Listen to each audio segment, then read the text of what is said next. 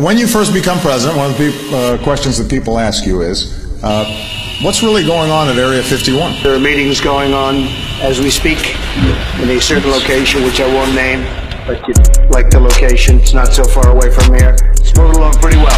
A lot of people are working on it. It's moving along very nicely. So we'll see what happens. Long time ago, I used to live in Las Vegas. I had a neighbor who was some former military guy.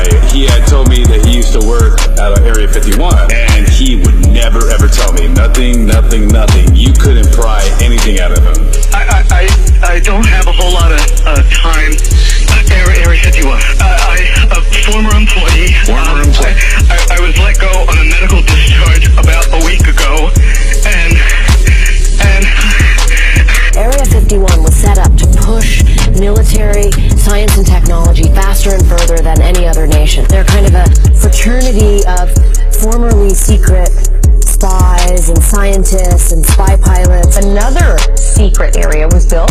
It has no official name and is so obscure that few people have ever even heard of it, including defense industry officials. It's simply known as Area 6. Area 51 is a place where we had great innovation back in the day. So the SR-71 was developed at Area 51. A lot of the stealth technologies were developed at Area 51.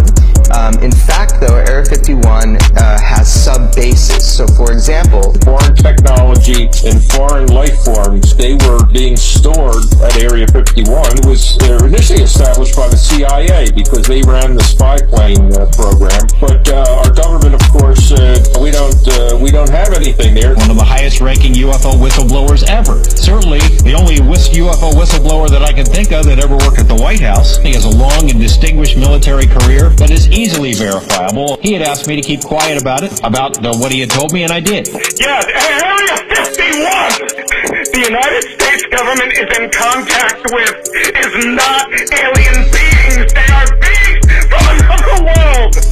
They're extra-dimensional, and no one seems to understand that. Pulse detonation, cyclotron radiation, quantum flux conduction field generators, quasi-crystal energy lens, and EPR quantum receivers. The quasi-crystals were the key to a whole new field of propulsion and communications technology. He was assigned to SEAL Team 6. He was a security guard at level 2 of S4 in Area 51. And he described S4 as a facility occupying at least 4 levels. What might be going on there? A lot of researchers behind the scenes kind of think, well, what if we're being tricked? What if there's some kind of disinformation going on here? There was government involvement. When they saw a light in the forest, they went to check it out. It was a large silver object that they saw. One night, we had a power outage. The whole neighborhood was black. You couldn't see anything. The night sky was like really dark. You could see like a lot of the stars because there was no outside light to drown out the stars. And out of nowhere, he goes, hey, you see Orion's belt? I've kind of been running across the country. Man, I don't know where to start. They're gonna, they'll triangulate on this position really soon. You can't spend a lot of time on the phone, so give us something quick. Scientists and spy pilots and engineers, all of whom know one another. They spent most of their lives hiding what they did at work every day.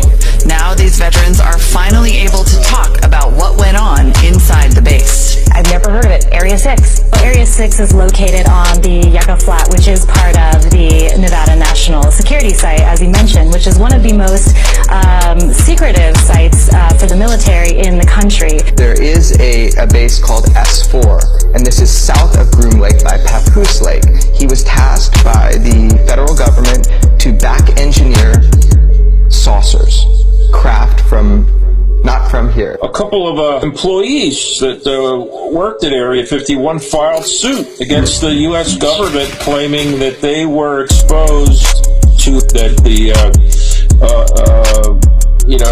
facility these people were getting sick. He was assigned to the White House staff of Dwight Eisenhower, worked for 4 years with the National Security Council. He was given the assignment of evaluating and exploiting pieces of alien material. He saw autopsies performed on alien bodies. Listen. You're yelling. Just calm down. I know what I sound like. It's been hard. Are you there? Something Hang on. What the? To this day, I'd be hard-pressed to explain to you the unique electrical, optical, and physical property of quasicrystal and why so much of the research is classified. Why is the U.S. Department of Energy and Ames Laboratory so vigorously pursuing research in quasicrystals? He was aware of 4. He worked on level 2. He passed through level 1. He never saw level 3 or level 4 because no military people were allowed below those levels. Only people with very specific clearances could go to level 3 and level 4. Ran towards the object.